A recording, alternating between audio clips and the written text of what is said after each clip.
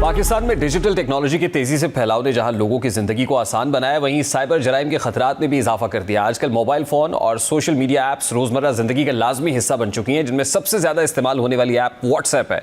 लोग इस ऐप के जरिए न सिर्फ पैगामात भेजते हैं बल्कि वीडियो कॉल, दस्तावेजात और माली मामलात से मुतालिक मालूमात भी शेयर करते हैं। लेकिन हालिया दिनों में व्हाट्सएप अकाउंट्स हैक होने और ऑनलाइन धोखाधड़ी के वाकयात में इजाफा देखने में आया है। इसी बढ़ते हुए खतरे के पेश नज़र नेशनल सर्ट ने सारिफीन के लिए एक अहम एडवाइजरी जारी की है ताकि लोग अपने अकाउंट्स को हैकिंग और साइबर फ्रॉड से महफूज रखें। नेशनल सर्ट की जानिब से जारी करदा हिदायत का मकसद आवाम को यह आगाह करना है कि वो अपने डिजिटल अकाउंट्स को किस तरह महफूज बना सकते हैं।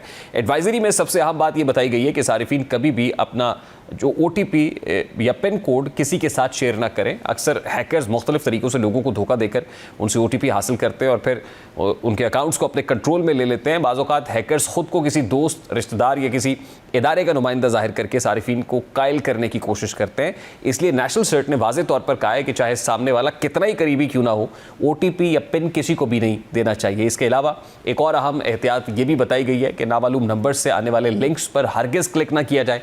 साइबर जराइम पेशा अफराद अक्सर जाली लिंक्स भेजते हैं जिन पर क्लिक करते ही सारिफ का डेटा हैकर्स के पास चला जाता है या मोबाइल में ख़तरनाक सॉफ्टवेयर इंस्टॉल हो जाता है। इस तरह ना सिर्फ व्हाट्सएप अकाउंट बल्कि फ़ोन में मौजूद दीगर मालूमात भी खतरे में पड़ सकती हैं। इसी तरह अगर किसी दोस्त या रिश्तेदार के व्हाट्सएप से अचानक रकम मांगने का पैगाम आए तो फौरी तौर पर रकम भेजने की बजाय पहले कॉल के जरिए तस्दीक ज़रूरी करनी है।